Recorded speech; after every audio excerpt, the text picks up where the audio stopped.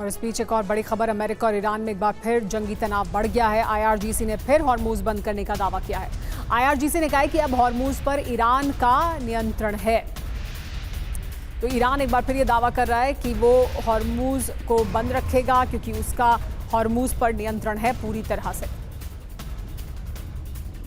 IRGC हालांकि लंबे समय से ये दावा करता रहा है। अब आईआरजीसी का कहना है कि वो इसको बंद भी रखेगा क्योंकि उसका कंप्लीट कंट्रोल है। अमेरिका का यहाँ कोई दबाव नहीं है। अमेरिका हालांकि ये दावा करता है कि उसके कंट्रोल में है, जिसका कि कोई ज़मीन पर असर दिखाई नहीं देता।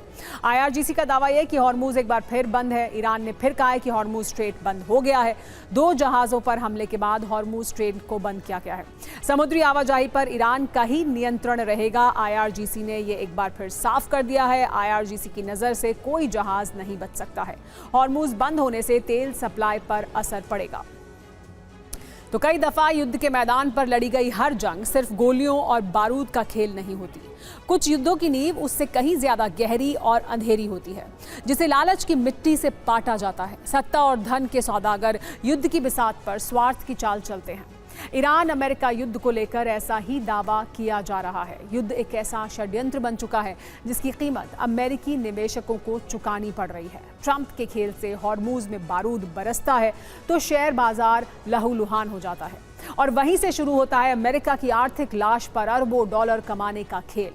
सुपर एक्सक्लूसिव रिपोर्ट में जानिए हॉर्मूज में बारूदी खेल से ट्रंप की तिजोरी फुल का पूरा सच क्या है। सवाल ये हो जाता है, क्या किसी को पहले से मालूम था कि अगला धमाका कब होगा? क्या किसी को पहले से पता था कि शांति का अगला संकेत कब आएगा? क्या किसी को पता था कि हॉर्मूज में बारूद कब बरसेगा? क्या किसी को पहले से जानकारी थी कब ईरान तक शांति का संदेश भिजवाया जाएगा? और आरोप के घेरे में सिर्फ अमेरिकी राष्ट्रपति डोनाल्ड ट्रंप नहीं, उनके करीबी जेरेड कुशनर और स्टीव विटकॉफ भी हैं, जिनको लेकर ईरान ने दावा किया है युद्ध और कूटनीति के संकेतों की टाइमिंग ने बाजार में ऐसे उतार चढ़ाव पैदा किए जिनसे अंदरूनी जानकारी रखने वालों ने मार्केट में ताबड़तोड़ खरीदारी की, जिससे ट्रंप के करीबियों ने अरबों डॉलर कमा डाले।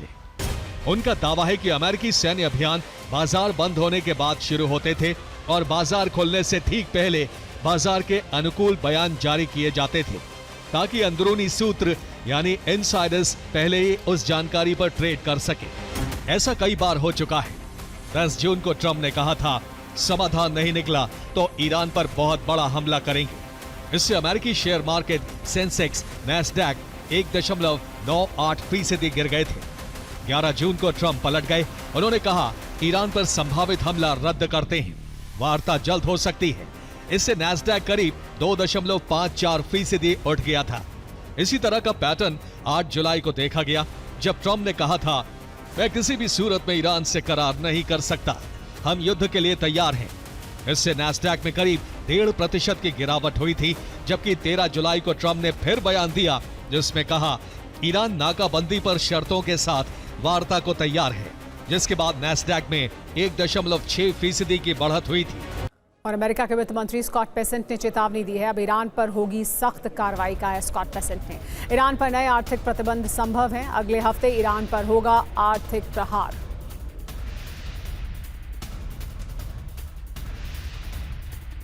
तो ईरान पर गिरेगा सैंक्शन बॉम्ब। ईरान पर आर्थिक दबाव डालने की तैयारी कर रहा है अमेरिका। नए फैसले का ऐलान अगले हफ्ते ही होगा।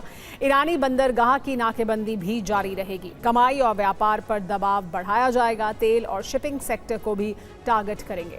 आगे क्या होगा ये जानिए। ईरान की तरफ से जवाबी कार्रवाई का खतरा है। हॉर्मूज में तनाव और बढ़ना तय माना जा रहा है।